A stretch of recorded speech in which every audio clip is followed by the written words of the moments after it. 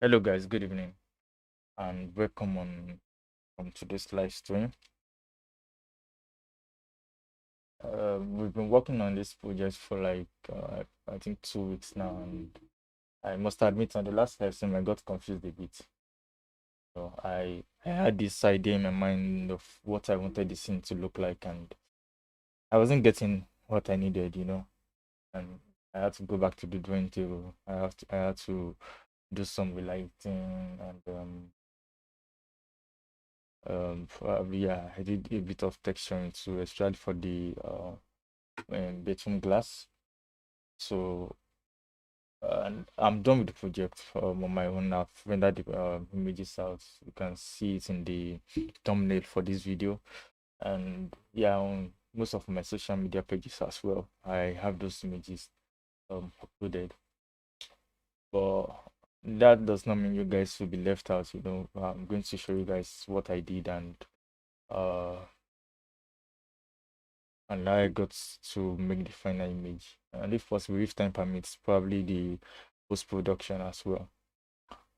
So I'm going to open the scene right now. I should have done that. Just give me a moment, please.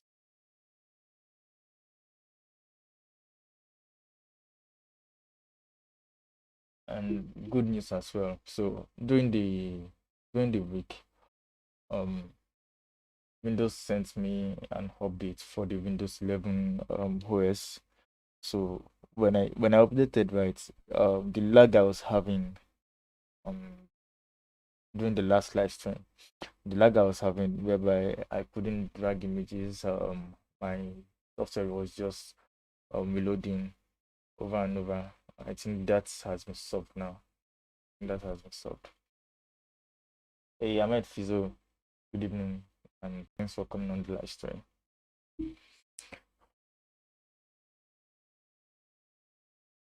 To load up the this thing, and yeah, as I said earlier, I had to make some corrections to the um beton glass. Because yeah, I had this idea in my mind, as I stated earlier, I had this idea in my mind that I was not getting what I needed exactly. Um, so I did some tests, right? I worked on it over the week, and I found out that the material setup I have for the bathroom door was totally wrong. This was the setup we had on the last lesson. I was just using the normal corona material, with raindrop bump map and um some foggy some fog texture for the fashion column. So turns out I was going about the whole thing wrong. And what I did, I was able to create a texture. I was able to download texture, and I was able to create a material that worked perfectly with what I wanted. Let me see, maybe I can bring out the image.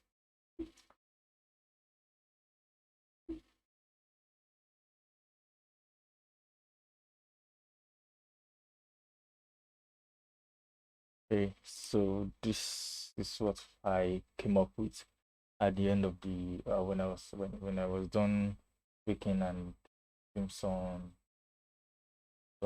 texturing and stuff. This is what I came up with, and yeah, as you can see, I was really going for the running water effect we have on the glass.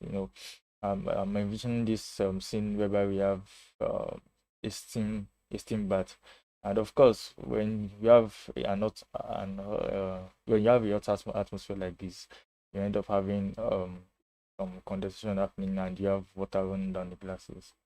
We have something like that, so for the glass at this area.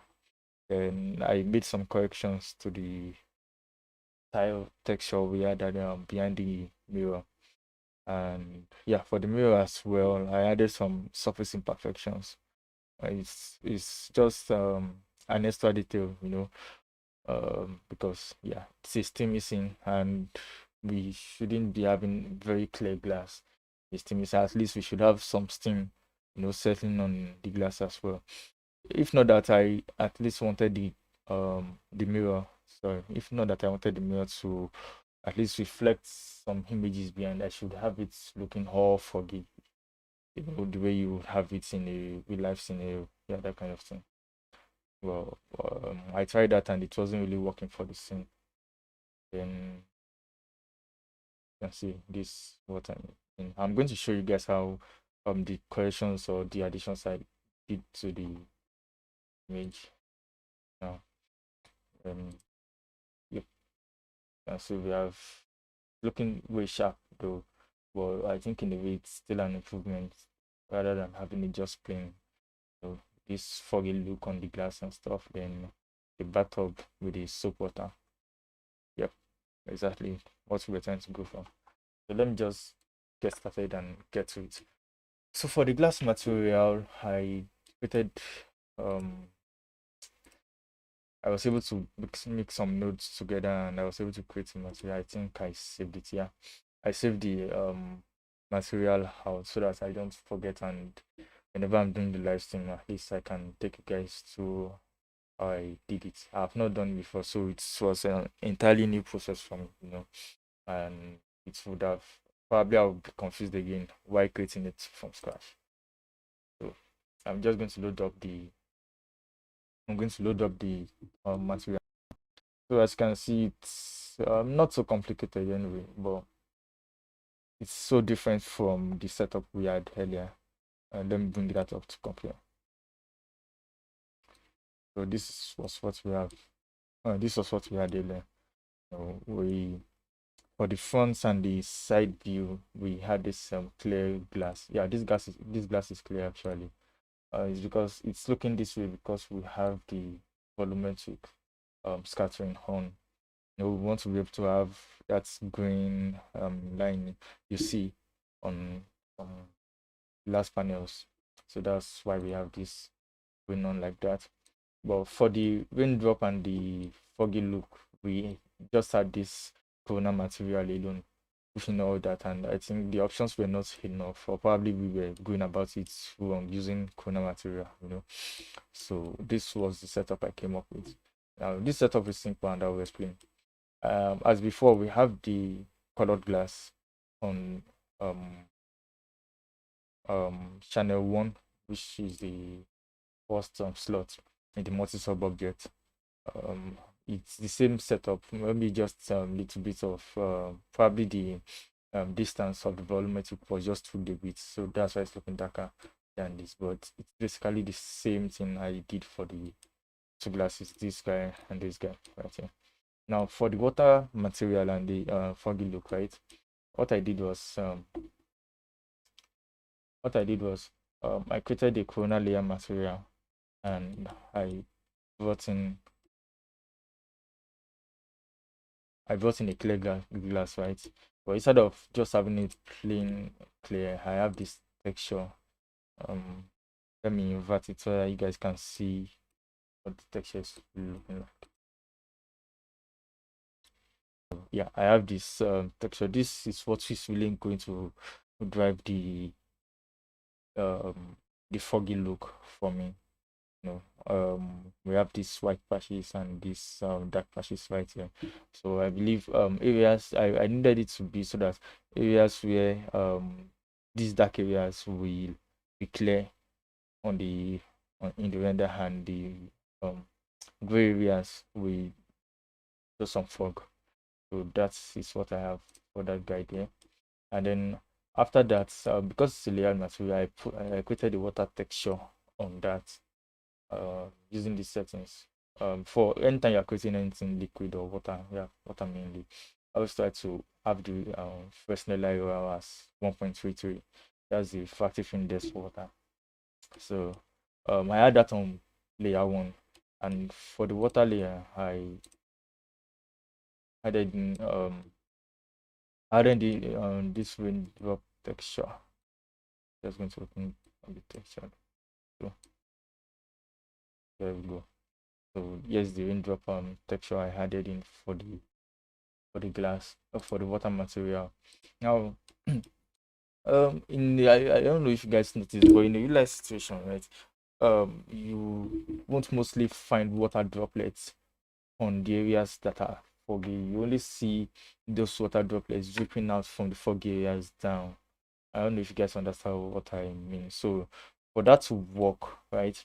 Since we already have the water droplets and the water material with the bump map showing the water droplets dropping, I needed something to mask the water layer on the glass layer, right? And that is where this texture came in. This is where the texture came in.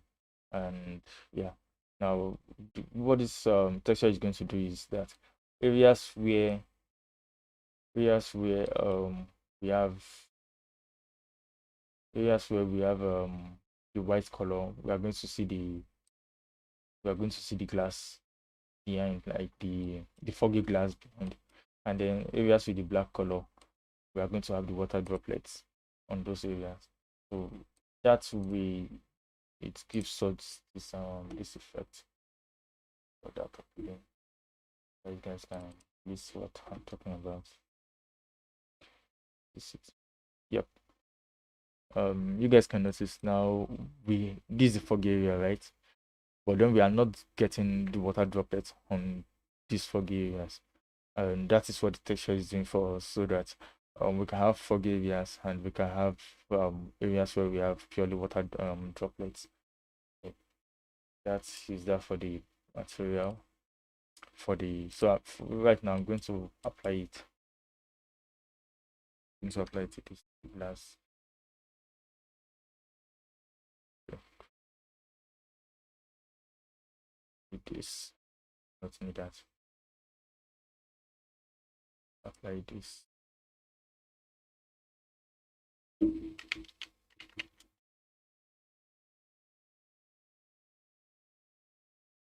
Apply it area as well.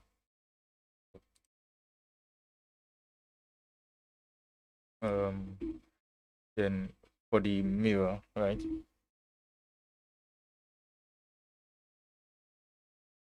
Before the mirror, let's get to the lighting, please.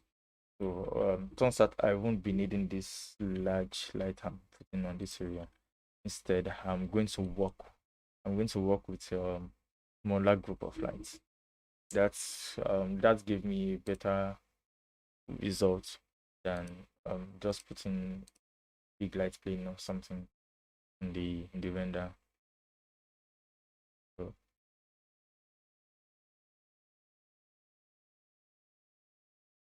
yeah. On the last time I added this rectangle lights for each of these light sources. But like I said, it didn't really give me what I needed it to what I needed it to do. So I'm going to delete that. Then so what I would need to do firstly is to add in this light. Now we have three light sources, right? So I'm just going to make three more light sources like so.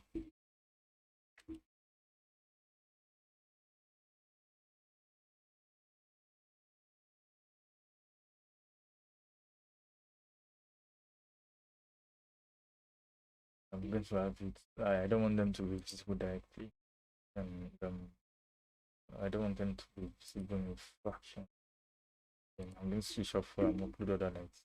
I'm going to increase the directionality. Don't worry, when we get to the test render, I'll do that. Evans.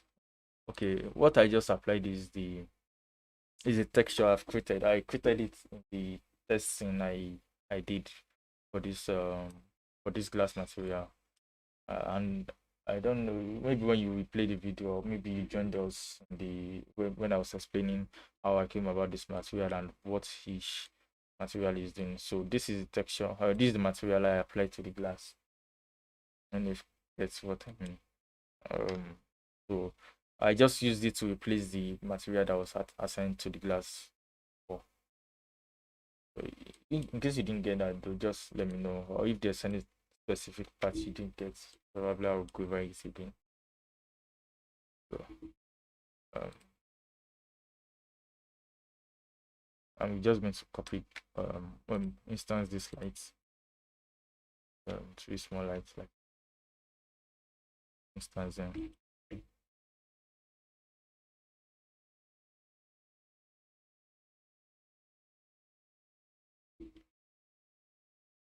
copy those on the other light areas, um lighting features. So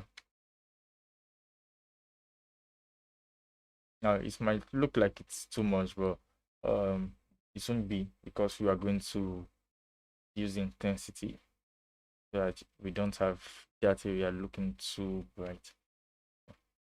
Just going to move this in. Uh, okay. Then I added in some small lights too for these light fixtures here. And then yeah, I, instead of this large light fixture I had here, so what I did was to copy this light here and just have two of those light fixtures over this area. Well, okay. Cool, cool. And welcome on the live stream, Evans. I think this is the first time I'm seeing live stream. I really hope on subsequent live streams you'll be seeing you as well.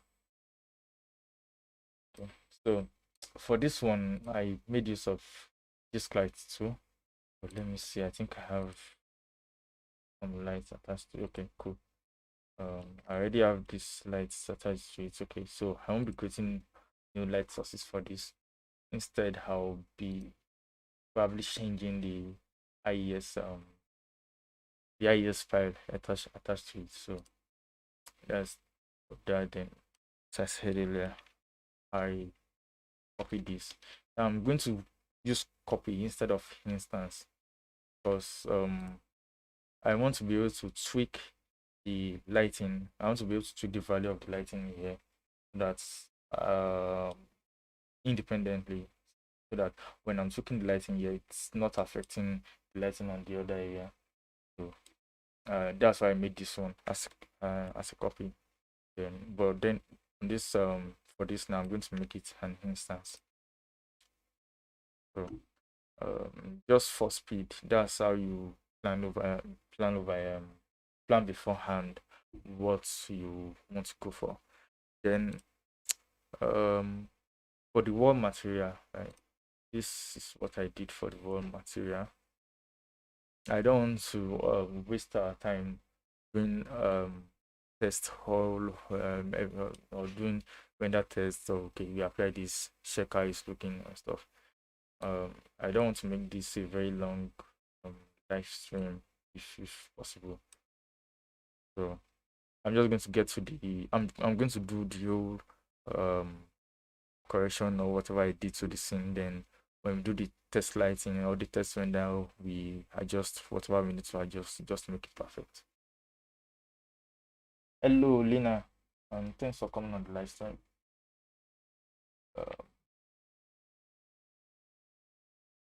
So I noticed that this texture, right? Looking at the reference, I showed the reference where I got this idea from. I showed it in the video on the last live stream. Let me see if I can just bring that up again. So you guys can see. I should probably have saved an image of the.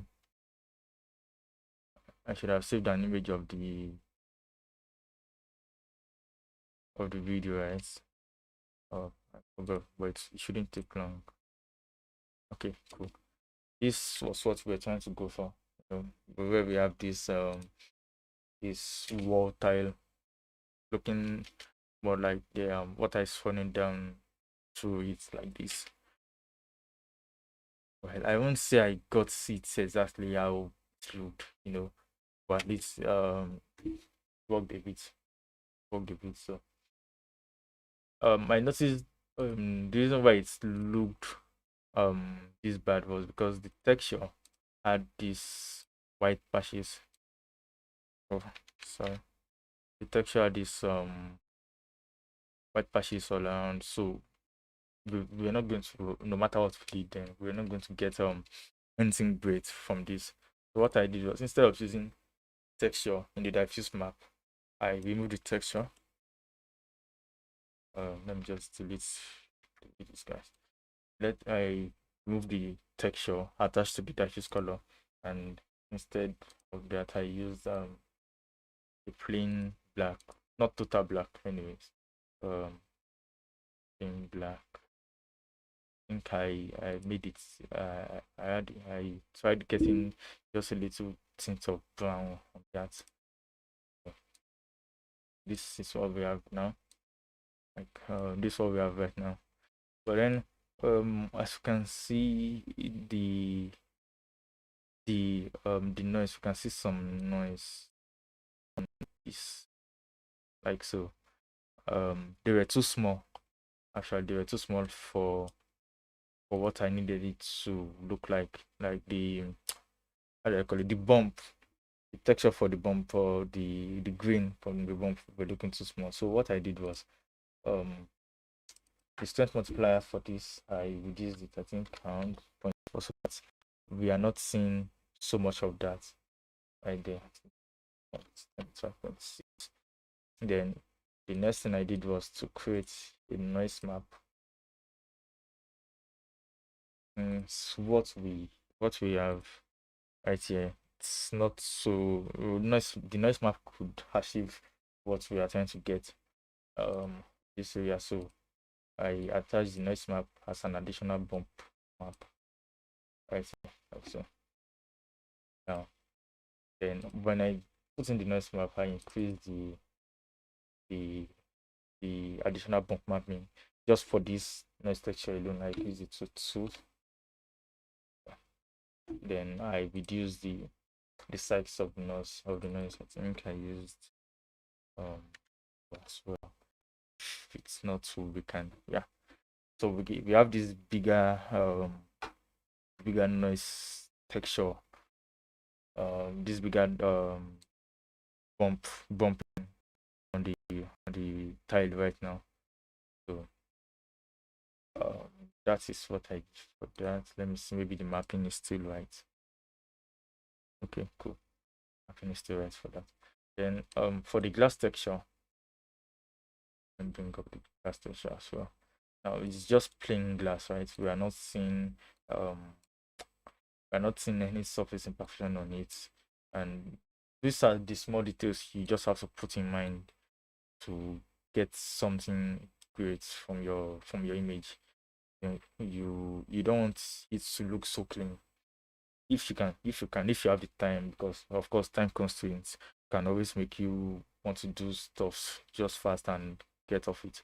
But if you have the time, you can always just try and put surface imperfections, just some little imperfections here and there to drive the realism of your image.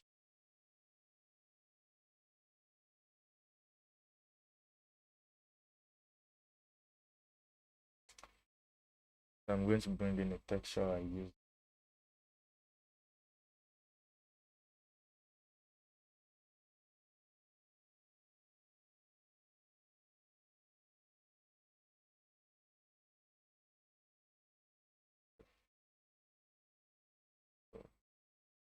This was the texture I used.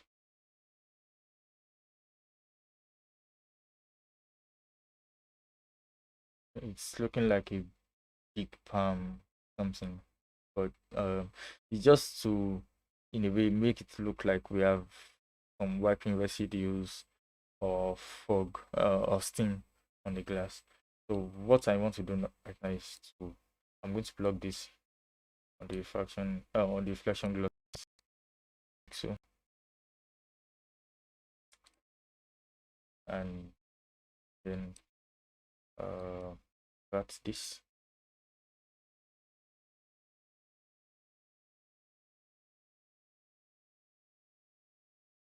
We want to make that texture a bit black.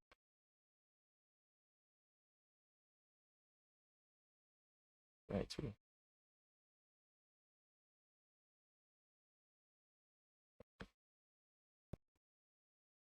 because it's inverted, so this is the right way to make it.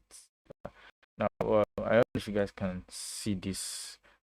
We are beginning to have this blurriness on this area of the texture. So let's see what we have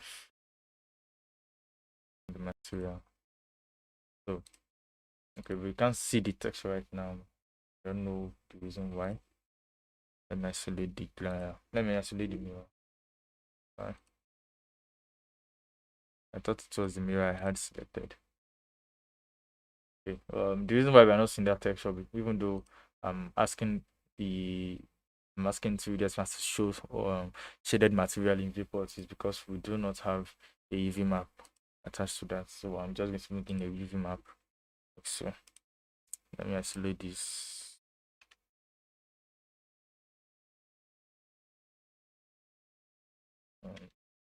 Just going to view texture.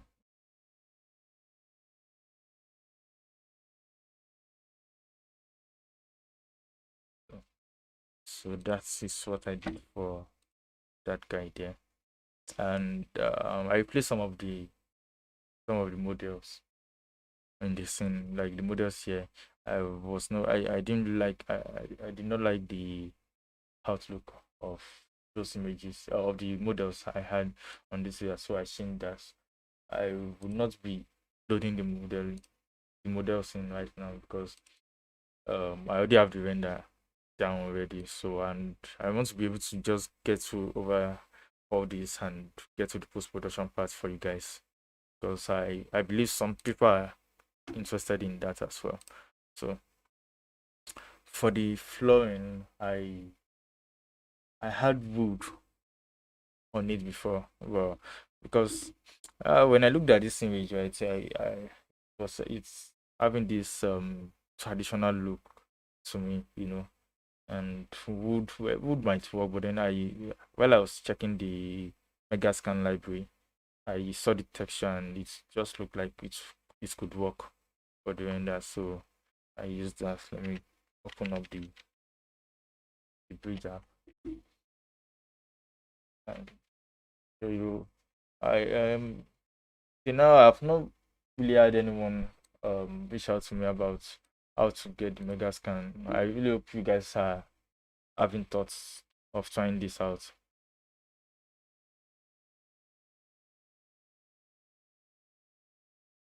I really hope you guys are having thoughts, because it's a very great software to have, and all these free textures are just there to use. Okay, so this was the guy I used. It has this traditional look to it, and I just felt like, well, it should work. So that's that's about that. Oh, sorry, I should probably apply that since we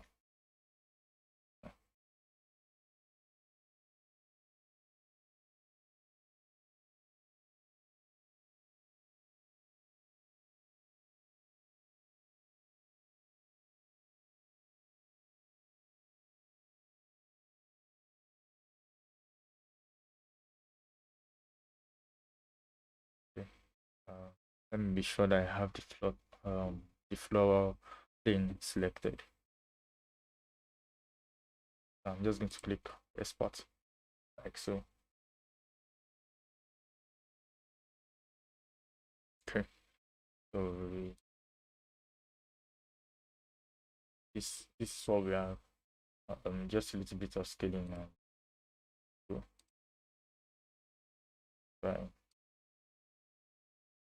So, okay, I think the texture, when it was created, it was not created to be in a square format. So in this rectangle format should work. Now, whenever you are trying to place your um whenever you are trying to place your textures, right, especially textures that have to do with tiles, always try, especially looking at the view you are working on, like the view we have right here.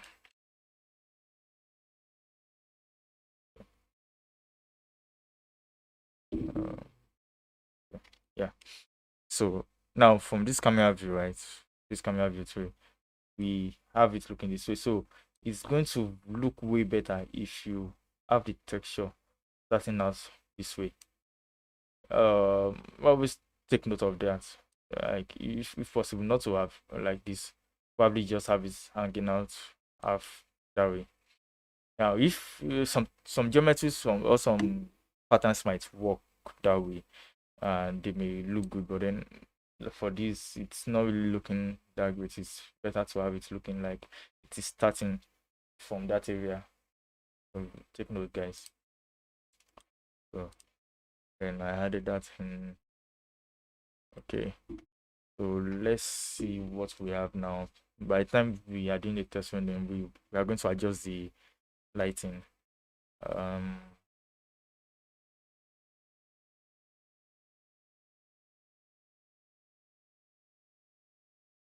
what we have.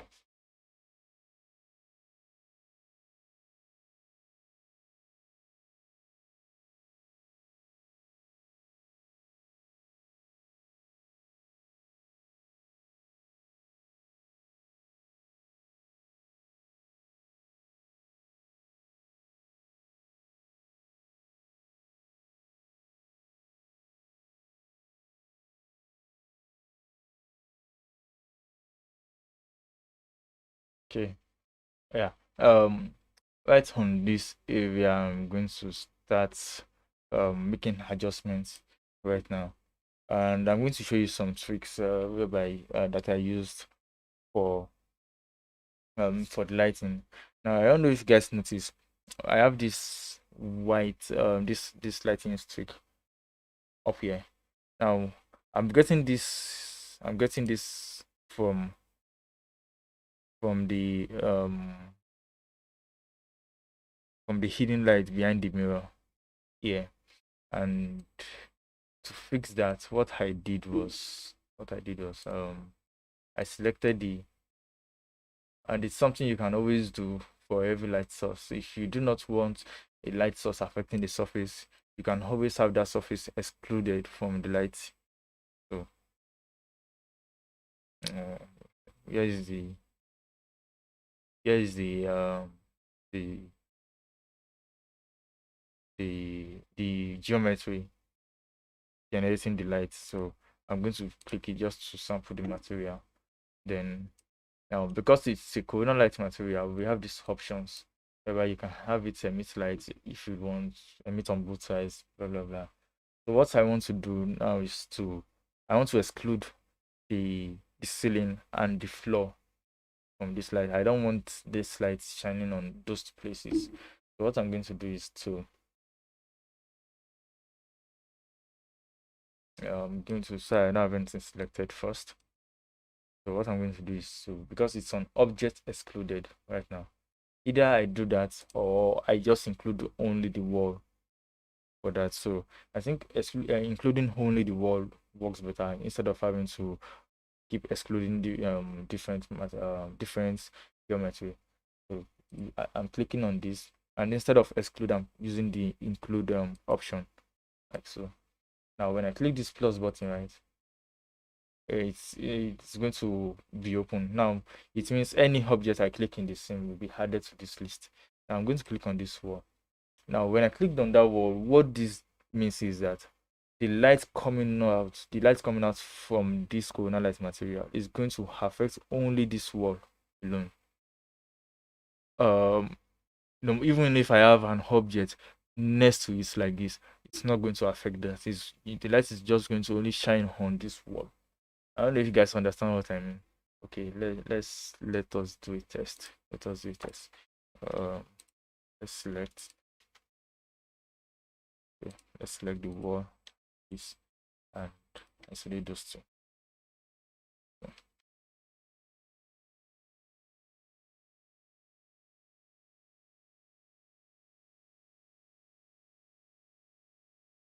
we have something on the side. Switch this off.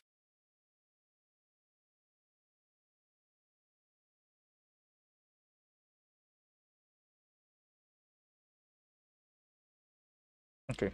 Now, this is a very good example. Uh, we can see the light shining on this side of the wall, right? Look at what happens when I try bringing a box near that area.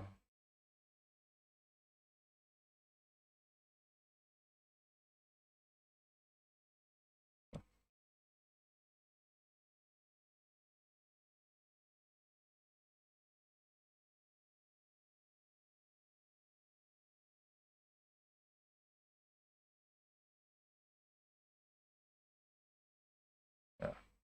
I hope you guys can see what's happening. That box is not getting on your any of the lights coming from this.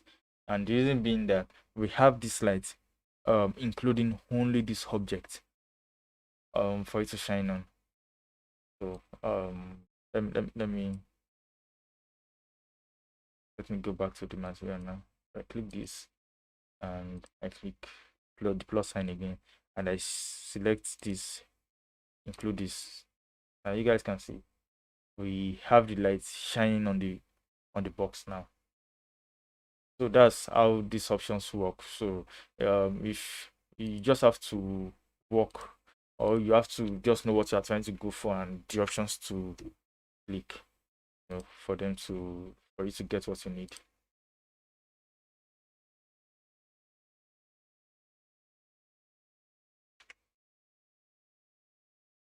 Let's get back to that's right. Okay, then one other thing I did, because this geometry, right, we need it to shine on the wall behind it.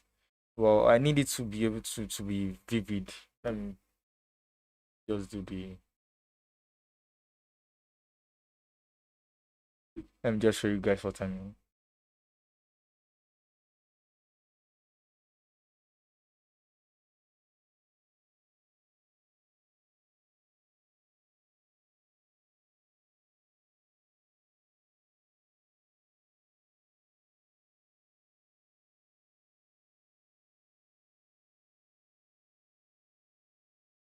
Okay, um loading quick. Okay, you guys can notice that even though I have the light source behind that, I'm barely seeing any light, any wing of light around that area. So what I did was I went to the front view. Okay, from the left view. And that's the light selected, and all I did was kill it. It means that um it's too hidden. So I had it almost at the edge of the, yeah, like that. And then for the material, this is what I did. I I switched off the visible direct option, because I don't want to see that whole geometry showing up. So I had this off. So, yeah. You might ask, or you might wonder, why didn't I just increase the intensity of the light? Trust me, I tried. I had this light going up to around 20K, and it was still not getting what I needed. It was still not getting what I needed. So that's why I had to do that.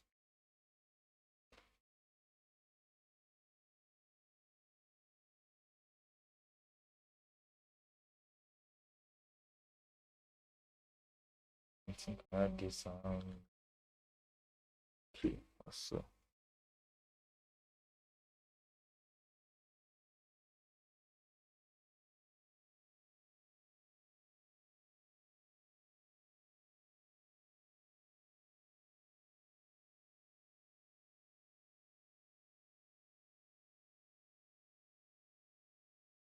So you guys, so you see now we have that ring light on that area, but it is not affecting the floor.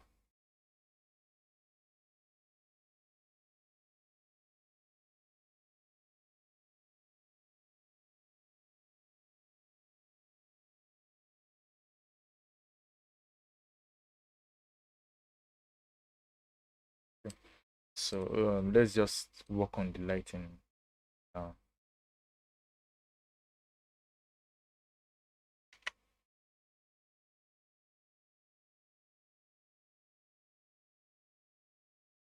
You know why it's taking forever to get loaded.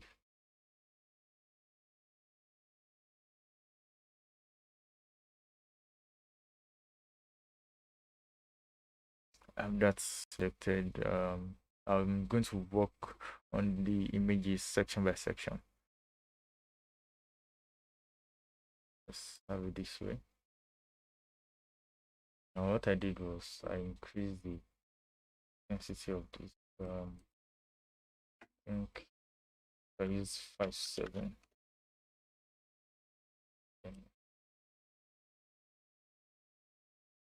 So it's do that first.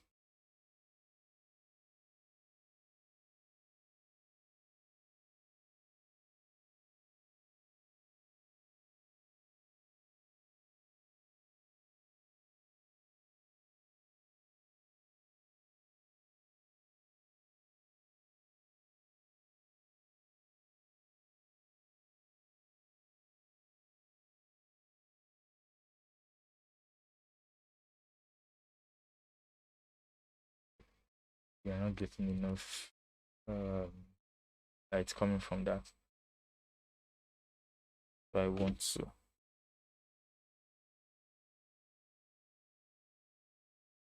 Okay, cool. Okay.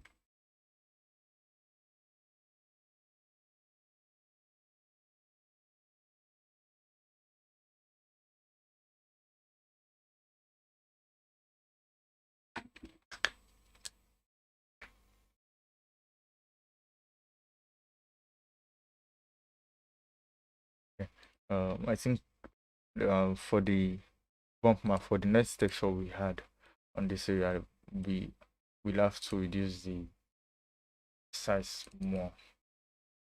5.9 because we're having that bump looking way too much. It's looking too big.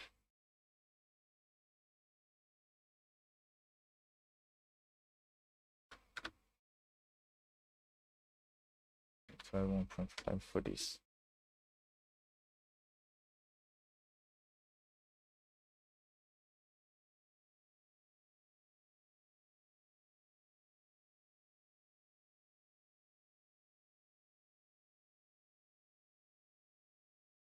Now for the small lights, that is okay for the small lights because I just needed those lights to be able to light up this dark wall a bit.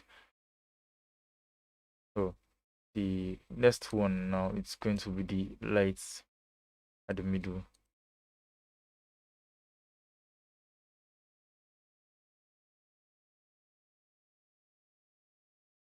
Okay. Yeah. Before then, I need to do something. You guys remember the lights I have on this back wall area, right? Now, if you guys notice, we have it shining on this ceiling. We have it shining on this ceiling, and I don't want to have that yellow patch I'm seeing. Yeah, I don't want to have that yellow view I'm getting from the lights on that area like that. So I'm just going to go with the way I did it last time. Or this time, I'm not going to change it to include.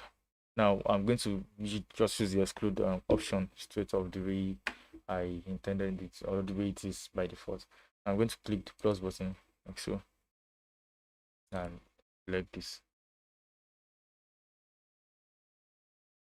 So as you can see with that warm light we have that is coming from this area, it's no longer affecting this.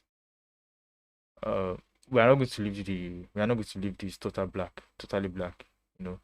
By the time we increase the intensity from this light, we are going to be able to get some light bounces on this area. And the lights on this area are not going to be warm lights. I say they are going to be neutral lights or close to neutral. I mean 6.5 temperature.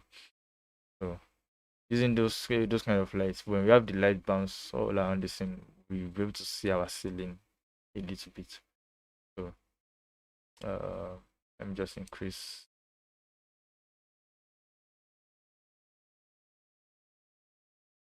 Let me increase the intensity of this.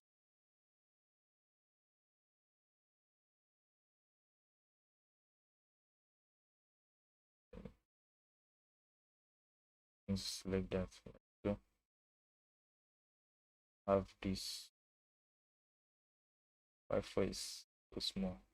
I think I add it at it's too. Yeah, it's looking it's cool.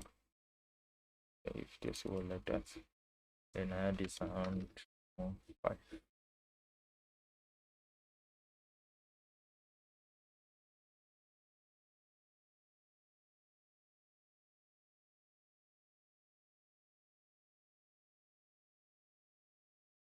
It's okay.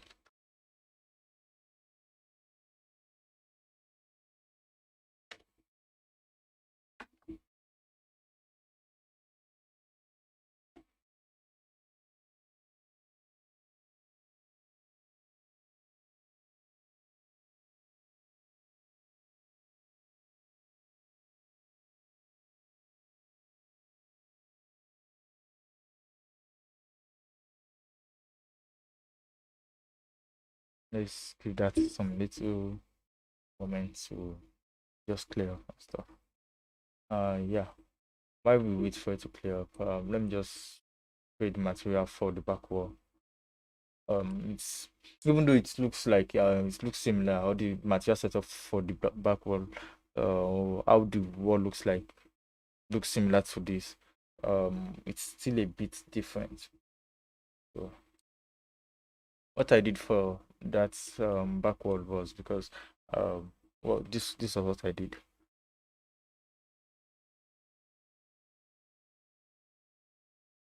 I I use there's this glass material in the Corona material library. They say it's Mickey glass. So what I did was I brought in the Mickey glass, right? I made some adjustments to it. Was it Mickey? Yeah, it was Mickey glass.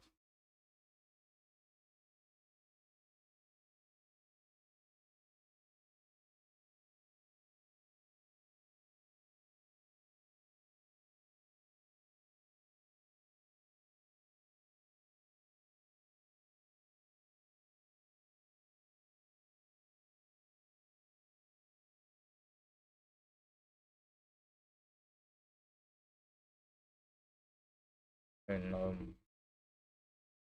I had it to look a bit whiter. Then okay, let me apply that first. So that you guys can see what it looks like. I straight off.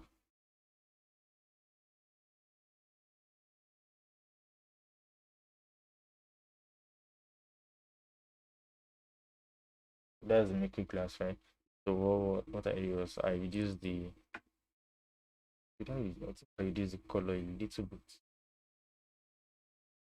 I think I reduced that. So okay.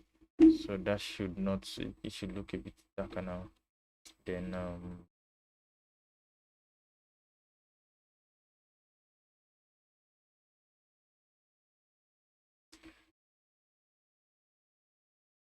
for the active glossiness, you can increase that it's looking too glossy too um grainy for me. So I increase the refraction too, so that we can see more of the plants behind.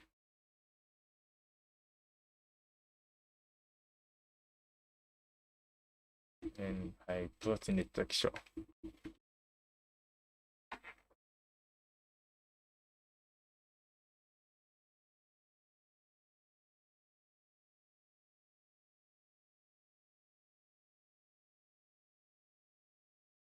Okay. Um, for this area, yeah, I remember totally now. I'm going to show you guys what I did.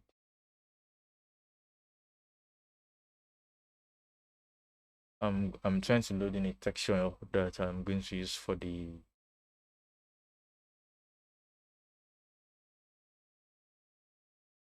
or the drop, the water drop. You guys, um, the water drop on the final render.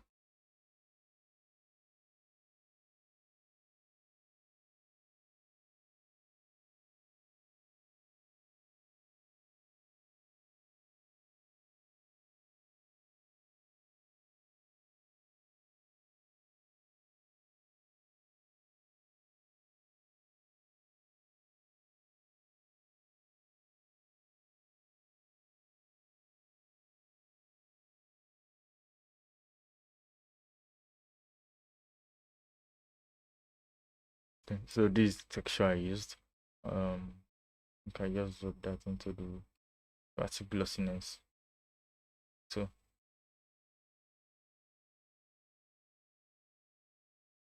when I do that, it's going to look totally covered like that. So what I'm going to do is do this for the color.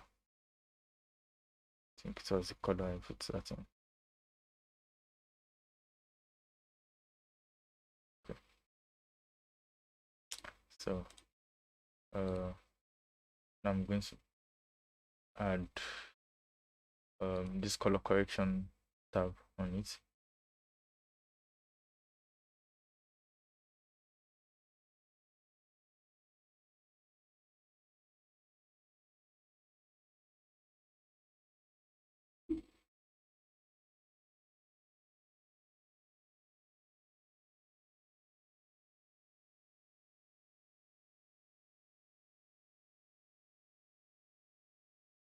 Let's just give that a little bit of time to get clean a bit so that you guys can see what it looks like.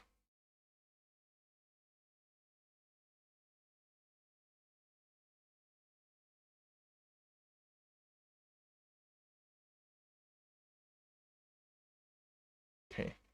The texture looks way big right now. Let me increase the tiling a bit. So,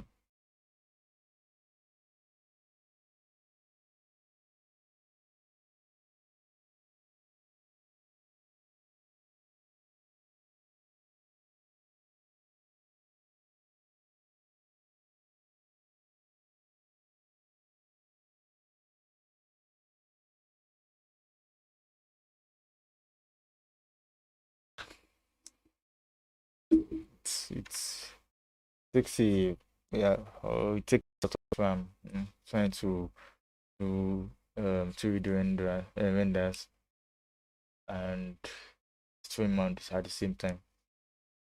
So you guys just bear with me as it takes a lot of time to just load up and get clean. But this was the idea, and then now to add extra realism to the stuff, I used the Kona and layered material as I did the last time, and I created um a normal water material too.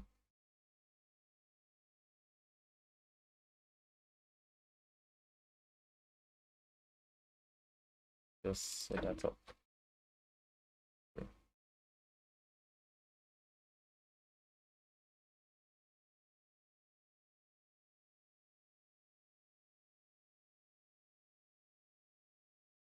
Then I use this. I add another texture. That for this texture, it was mostly small drops of water.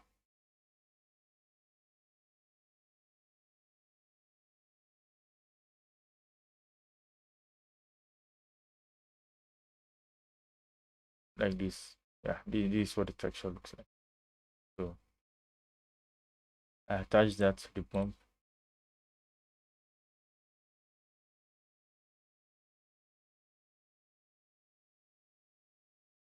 So we can have it looking this way. You guys can see it has these small drops like that. Now for this material, and then I'm going to put the water layer on top like so. Now to what I'm trying to achieve is so that let this load up, or let me just bring up the image. Yeah. This is what I'm trying to achieve. Even though we have the line or the water line, right, showing this way, even though we have the water line on the area, and like I said earlier, most times you won't find water droplets. You won't find these small water droplets on the first areas. You only find it on the areas where you have um water streaks down. That's where you mostly find these drops. So since we have a water texture with the little drops and we have the frosty glass, we want the water drops to only appear in the areas where we don't have the frosty glass. So that is the reason why I'm using the layered material. I hope that makes sense for you guys now. So now to drive that difference in, right, we need this texture, because this is texture that we use in creating the frosty glass. So I think on this we might need to invert, but let's just apply first. Let's apply that like so. Then we apply to the glass. Now I'm applying the corona layer material. The material on this glass alone was just okay. I mean, I'll be able to show you guys a better example now. Just draw this up real quick. Hey, Sanusi Malik, thanks for coming on the live stream. Thanks for the support.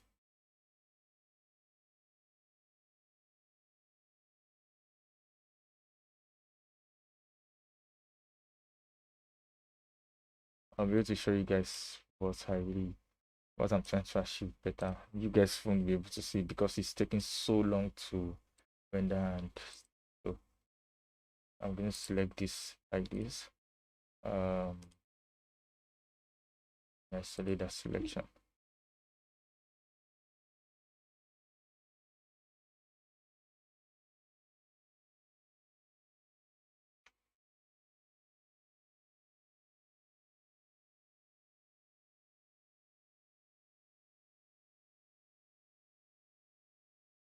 And reduce the intensity of this material that we have there.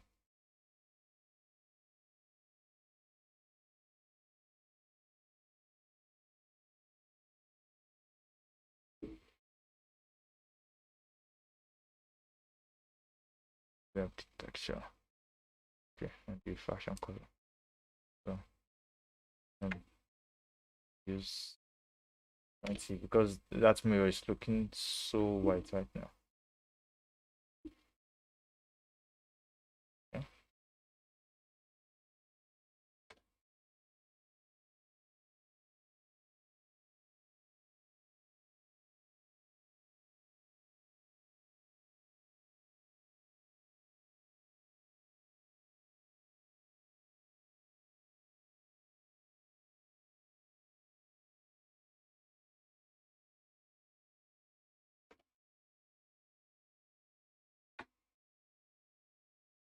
This should load up quick. It should.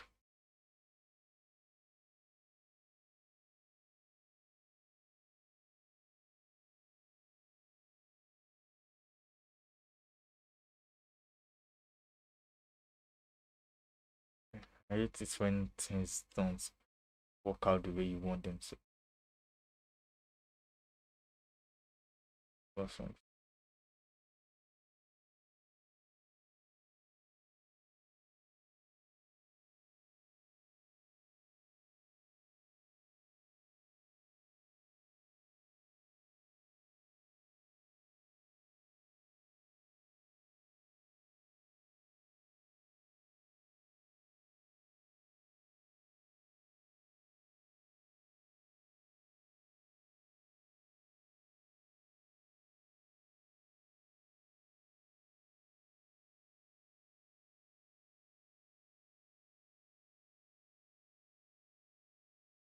Let's see how this guy is positioned.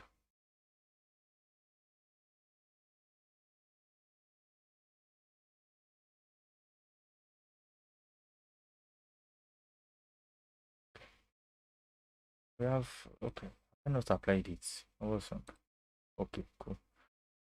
What was song was because I have not applied this. So this is how we have the water texture on this, but then it's looking too big, right? So let's reduce that.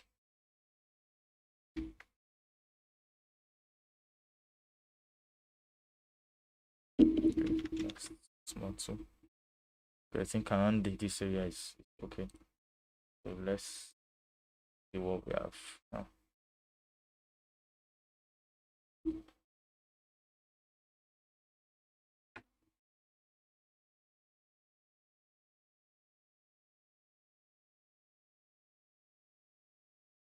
Okay, let's just allow that clean up. Okay, so this was what I was trying to go for. Now we have the this place where you're seeing the water streaks, right?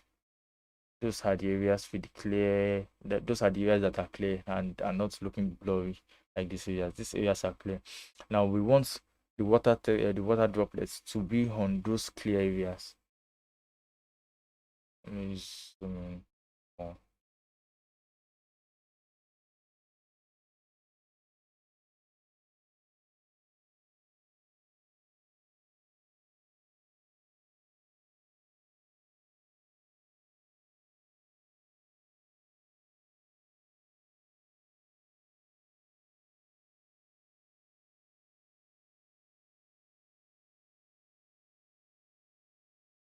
Maybe this one will clean up faster. Yeah. So this is what we're trying to go for. You guys can see the water droplets now on those clear areas. So that's what I did for this part of the image. We just return the HDRI to the once we use it.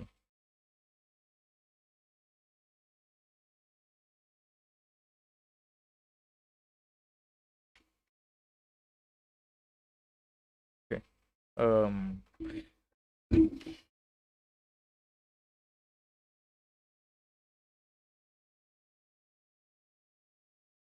Let's make that test again.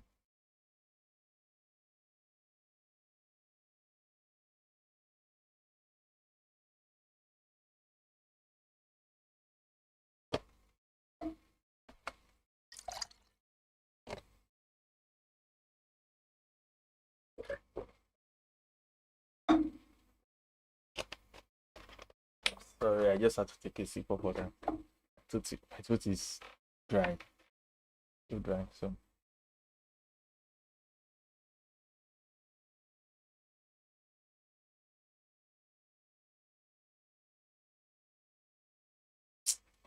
and let me just then I think I increased the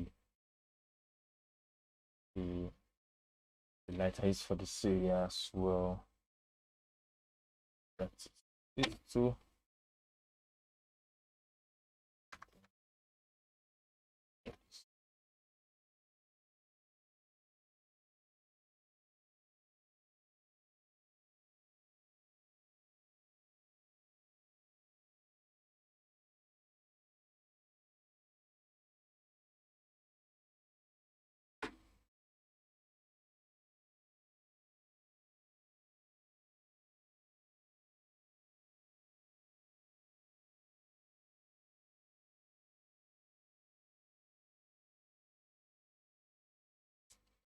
Let's just wait for it to get clean a bit.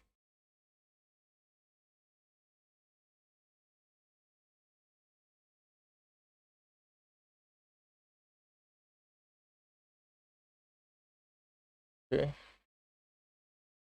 Yep. Um. So that is what we have. That's what we have. And I think every other thing I just did where this because I have multiple cameras in this scene, right? And when you switch between cameras, you end up seeing that some camera views are looking brighter, while some are looking just normal.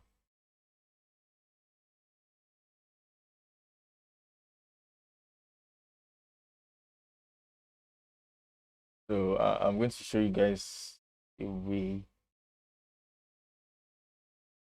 a quick 3ds. Thanks for coming on the live stream. Good support. Okay,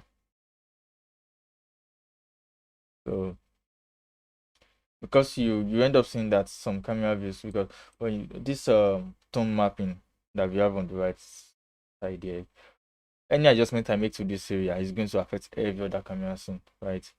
But then there's a way to have different tone mapping parameters for each camera so that you can adjust them independently. So I'm going to show you guys that now. So let's see, for camera one, I want it to be, I want to increase the exposure, and I don't, I'm okay with the exposure on camera three. If I were to increase this exposure here or change the white balance and it's going to affect other cameras. So what you want to do is on the camera settings, for the exposure, instead of using the global exposure, use the use simple value. Now you are free to increase this anyhow you want.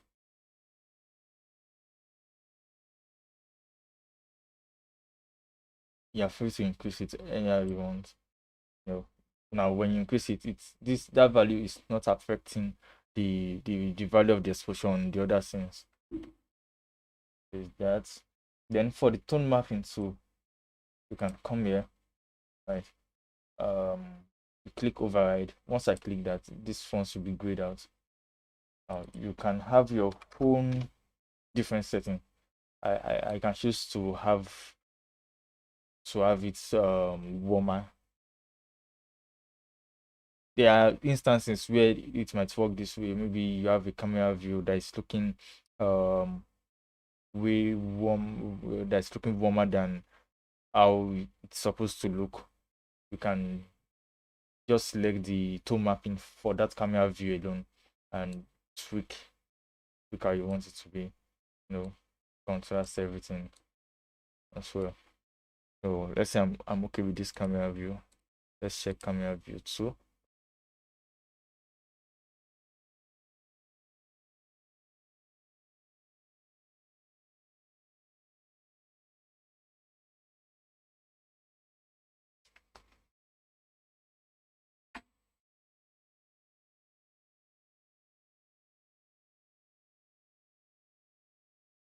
And I'll do the same thing for camera 2. I'm going to use simple EV,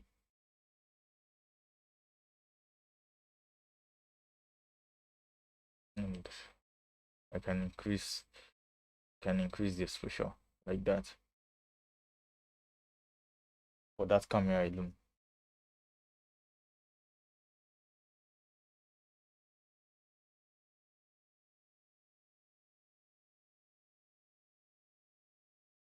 And tone mapping, but I'm satisfied with the tone mapping I'm seeing right here, so I don't touch the tone mapping for this camera view.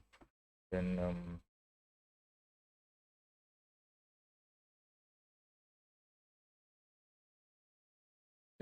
let's check camera 4. Now on the camera 4, you guys can see it's a close-up scene, right? So for this camera,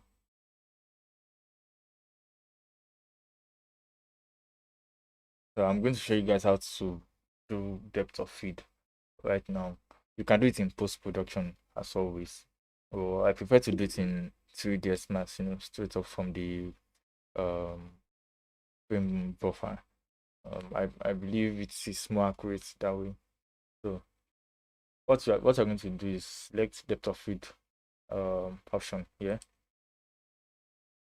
Now once you have that selected, the easiest way for you to set your focus, you can use this override focus object and probably try calculating the focus and stuff. But the easiest way for you to set your focus, for you to set the focus where you want your camera should be focused on, just select the peak option in the frame buffer. So now go to your render. So let's say I want to set my focus to this area. I'm just going to right click there, set focus to this point. Now to get, now this is the option you tweak for if you want it to be, if you want the blur, if you want the depth of it to be intense or you want it to be light. Now 16 is the default value. Now the lower this value goes, the blurrier. Yeah, I think that English is correct. The blurrier the the depth of field is. So um let's see, I'm using 6.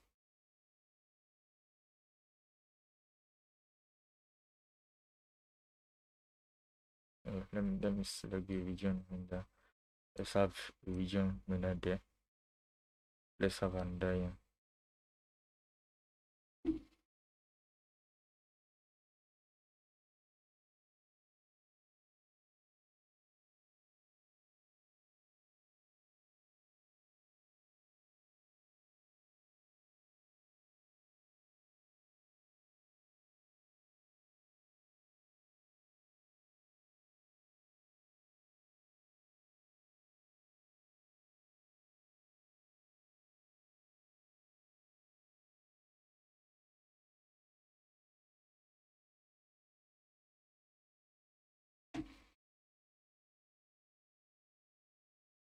Okay.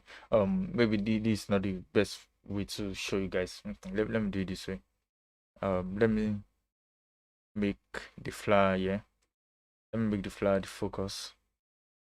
So we can have it sharp and then have the background blurry.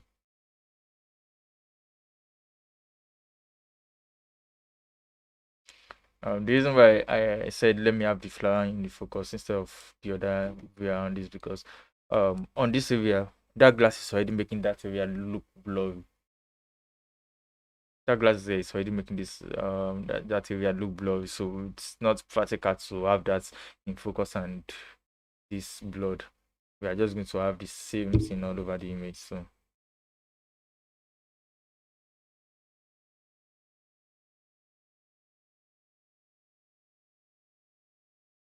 as before, let me increase the exposure there. Uh, that image can look brighter.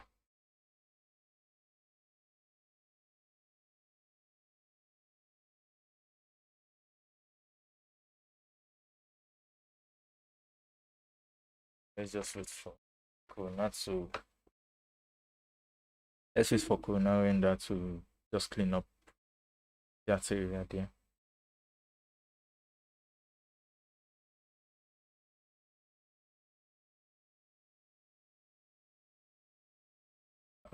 I won't be going into details how depth of field works or what causes it.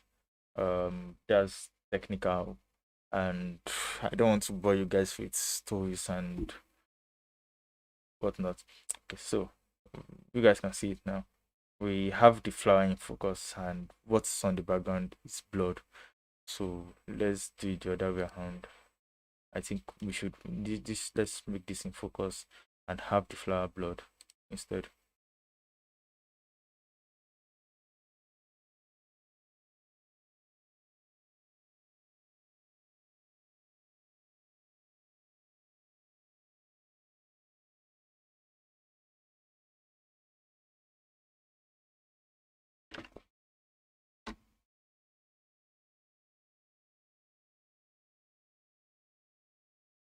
Okay, cool. I don't know if you guys can see much of a difference, but I'm seeing it right now. I don't know if it's showing perfectly well on the video, but okay, let me decrease this. So I guess let me use 2. That will work perfectly. That will be able to show you guys what is really happening. So the lower the value of the f-stop, right, the lower the the depth of it becomes.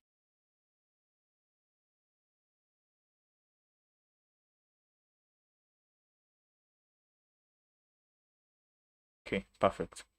So you guys can see now we have the foreground very blurry, and then the background there we have it in focus.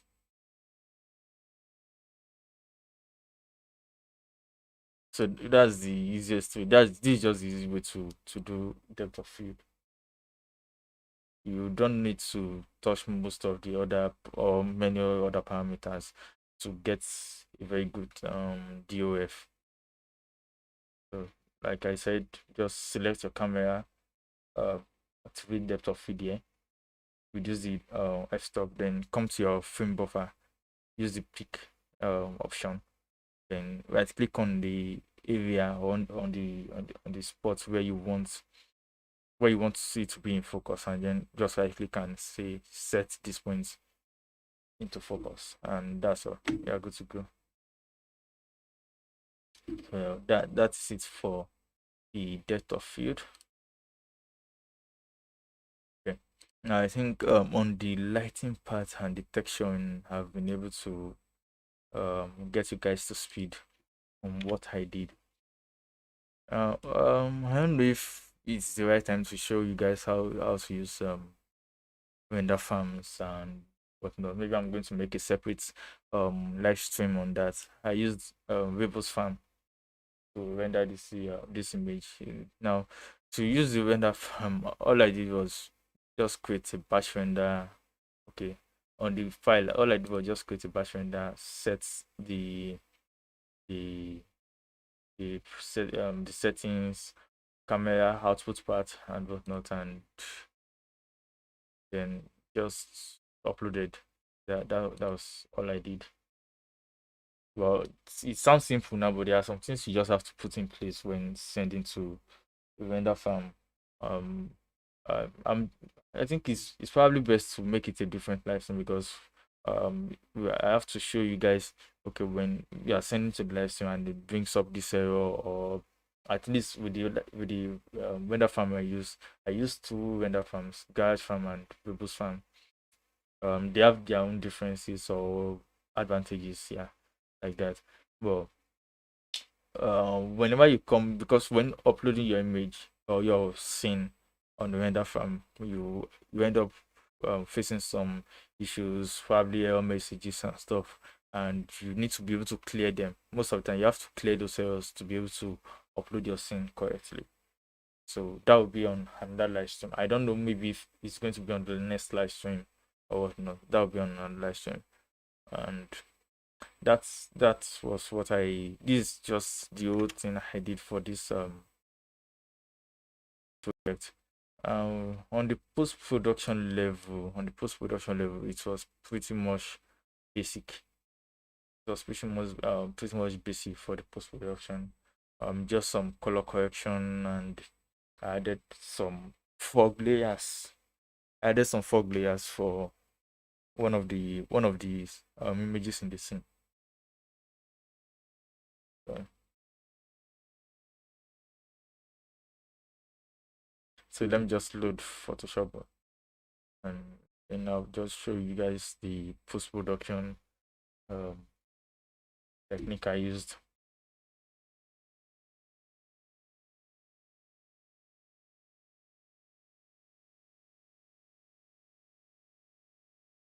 Hey, my Yank, I'm sorry if I was not able to pronounce your name well. Thanks for coming on the live stream, and yeah, thanks for the kind words as well.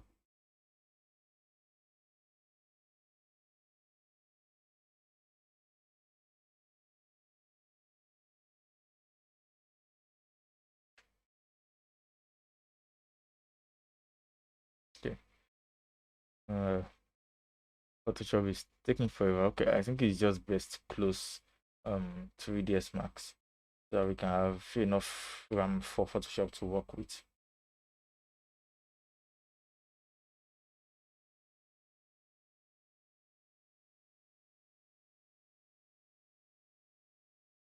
And just open up the task manager and close 3ds Max.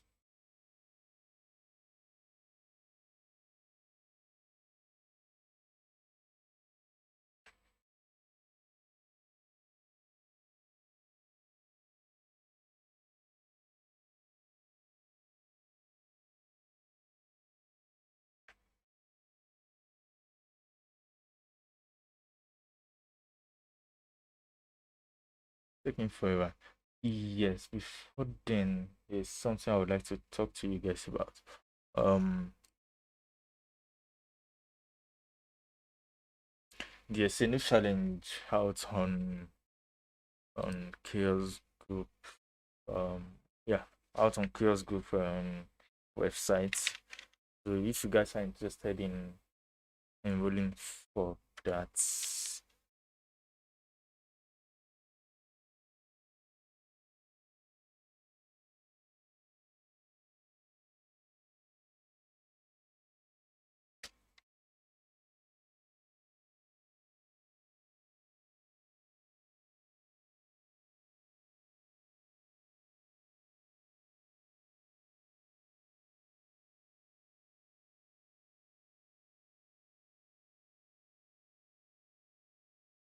yeah,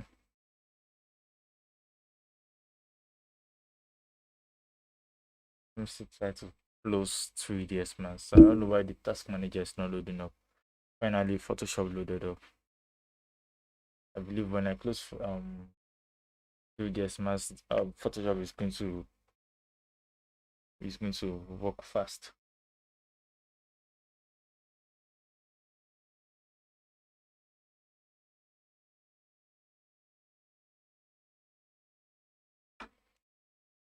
There's so much going on, taking forever.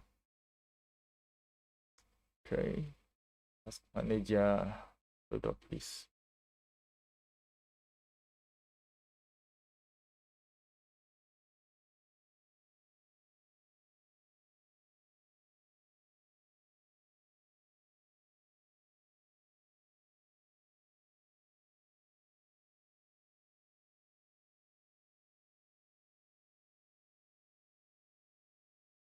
Why is it not showing 3dx mask?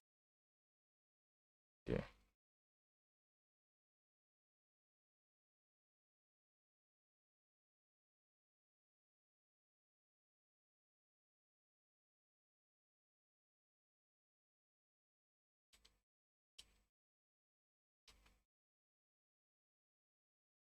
Okay,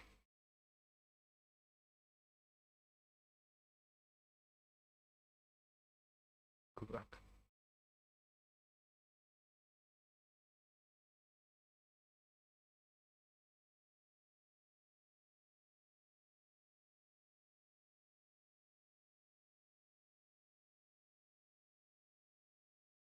Just give me a minute. I'm trying to sort some things out. Yeah. Okay.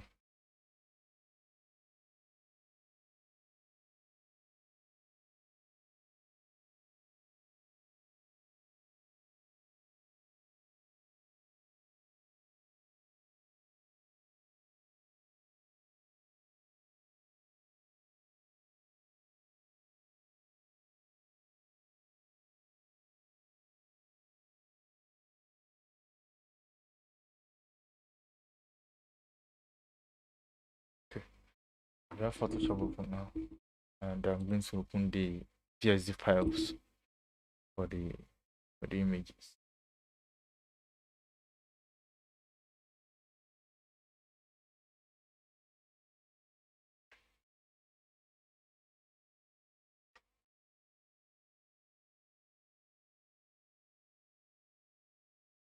Okay. Now, for each image, I rendered out the text map. This texture that helps you with your corners because Corona render is not so good with the ambient occlusion on corners. So sometimes you need to render that out. Let me just show you what that does. Yeah. So it helps get you ambient occlusion for your image. So I rendered out an ambient occlusion, and then what I just did was to add some levels just to make it a bit darker. Then selective color. The reason why I'm using selective color is because I noticed there is this reddish hue or reddish hue on the image. So I use selective color to reduce that a bit. Then I did some color correction on this layer. All I did was I merge the layers below to the top right here, and then camera raw filter. I reduce the on the camera raw filter. I made it a bit more. I reduced the temperature. I made it a bit cool. It was looking way warm before, so I made it a bit cool. That's what I did on the camera filter. Then some contrast highlights and stuff. That's what I did on the camera filter. Now, when I was done with that, right, I noticed that I was still getting the reddish hue right here on this wall material. I don't know if you guys can see it.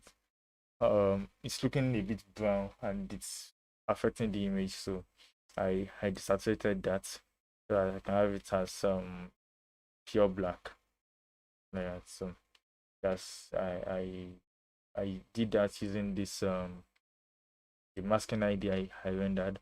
Now I would like to show you guys one thing. um Most people, whenever they want to select colors, right, they do it this way, you know. Now when you do it this way, now how do you select the colors here? You don't want to keep selecting all that, like, and holding shifts and selecting it. So there's an easy way to select that, but then you have to be careful. So what I'm going to show you now is you have that layer selected, then you go to the select tool, color range right here, click that. Now when you move your mouse out, you see this eyedropper tool around, right? And you click on the color you want. Now anywhere you have that color on the scene will be selected. Now that's the reason why I said be careful. Let's say for example we have a color with this green color. Maybe one of these bottles have this green color. Any adjustment to make to that will probably, so whenever you have objects you don't want selected, you can always choose one of the selection tools here and hold alt is to exclude, shift is to add. So hold alt and you know just mask it out like that. So once you are sure that okay, what you have is what you really need it to be, so that is what I just did for this wall. That's what I used to select that wall there. And when I selected that, I just reduced the saturation a bit. Then yeah, I did some of that for the floor too. As you can see, it has this reddish hue and stuff. So I reduced the um I reduced the saturation on that area as well. So that is mostly that for that area.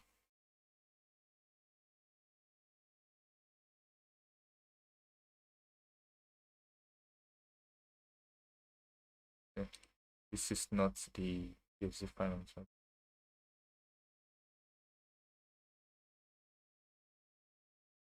Probably should name these things right.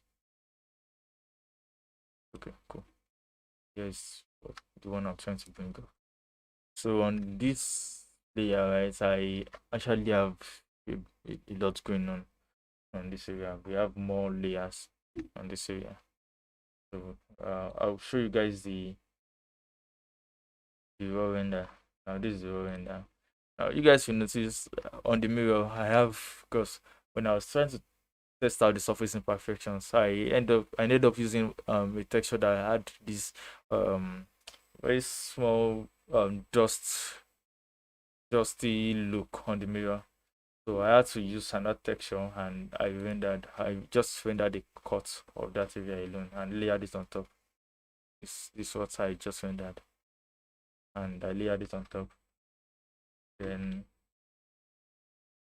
for this area I started putting in the sting. And then for this image too, I rendered out just put this back to normal.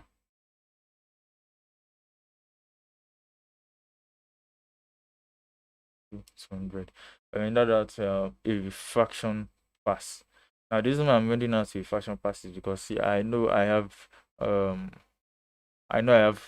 a glass here, right? I know I have glass panels, so yeah. So and I still wanted to put in this fog. Now, if I were to put in the fog without this guy, yeah, um, even though for most people it may look okay, but then really what this means is that these fog layers, right? They are just layered on this. Should, let's say for example, this fog actually more or the intensity, let's say the intensity is 100. To some people they might not notice it, but it will mean the way it will show up, it will show up like the, I don't know what how to explain this. The fog will show up before the glass. So it will look, instead of having the fog behind the glass, it's going to look like the fog is before the glass, which shouldn't be deceived the way it works. So that's the reason why I rendered this um that's the reason why I rendered the refraction pass out. So I just put this on screen mode. So that refraction pass is going to in a way still show some of the reflections coming out from the this area behind it, and I reduce the opacity a bit. And after doing that, I started doing some general color corrections, levels, uh, some color balance, some selective color. Then I I used camera filter on this area. What I did was just merge. I merged this area. Now to merge, in case you want to merge layers below, the layers below, you want to merge them into one whole image. Now it's going to be destructive if you right click, if you select them all like this and say merge layers. If you do this, you are going to have all that layer, um, all that layer will just disappear like that. So what you want to do is select the last layer, right? Now press Control Shift Alt E. Now clicking that is going to merge all the layers below. I can have these layers off and my image is still fine because I have this already. So then I did some camera filter. Then this I think I added some vignette on this area as well, and smart sharpen. I always use whenever I want to sharpen my image. Some people use the high pass. I'm trying to get where that is again. Uh, there are different ways. Some use the unsharp mask. Some use high pass. High pass. I have forgotten. There's a way you used to do then. But is it? Some use that as well, but what I use is the smart sharpen. Just perfectly okay for me. And like that. I've always had this on 21, but you can adjust how you want it to be. So you guys can see this is what I was trying to go for. As you guys can see now, we on the fog area we do not have water droplets there. Then on the clear area we have water droplets as it should be. Then the same thing for this too. So that we can have that wet look we are trying to go for. So that is all for this project. And yeah, I must thank you guys for the patience, for sometimes the inconsistency. Maybe there are some days I'm supposed to stream and I just end up not streaming, probably due to some reasons. And yeah, I think there was a part of the live stream too that the house Wi-Fi got. I had issues with the house Wi-Fi as well. So I apologize for all that, and we'll be seeing more streams later on in the future. For now, I don't have anything planned for now.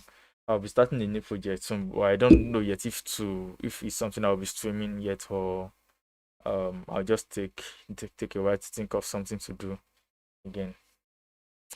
Yeah, I wanted to show you guys the chaos group student challenge. It's just they just started it coming.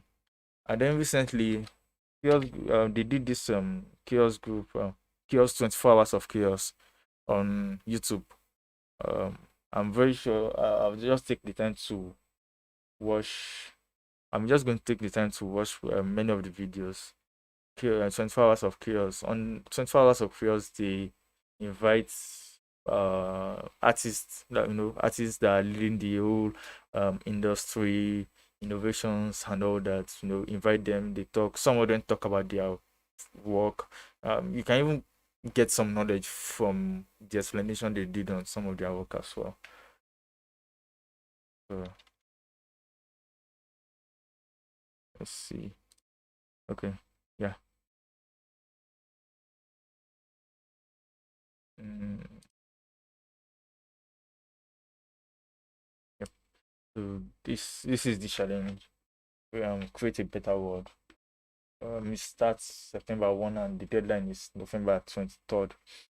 I'm not sure yet if I'm going to be entering for this challenge. I would like to, but I don't know if commissions will allow me to or something. So if you're interested, just go on Curious Go. Let me see. I think I can copy that and let me drop that on the chat. So you guys can just go there if you want. So there are different prices. uh, First winner, second public winner, runner off and stuff. Licenses, a review of your artwork, access to Corona Academy and all this. So these are opportunities to be won. So um most of these faces, I believe most of us have gotten tutorials for read tutorials for most of them, especially this lady. Most of you guys will be familiar with this lady, the actress artist. Um, I think this is the guy from Beauty and the Beat. I'm not sure. The name sounds familiar though. Yeah, and Aquanine. I don't know if you guys know about Aquanine. Yeah, he's the founder of Aquanine. So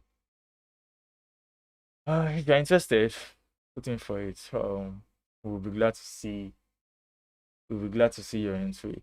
If I'm going to be putting in for the competition, definitely I'll be live streaming my entry, the making of my entry. I'll be live streaming it if I'm going to put in for the entry, for the competition. So, thanks for coming on the live stream, guys.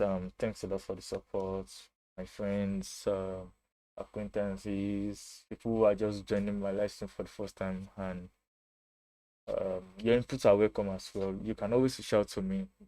In my description I have links to my social media pages, especially my Discord. You can reach out to me, Discord, Instagram, even on my website as well. Just reach out to me, and then if you have questions, I'll be happy to answer them. So bye and thanks a lot.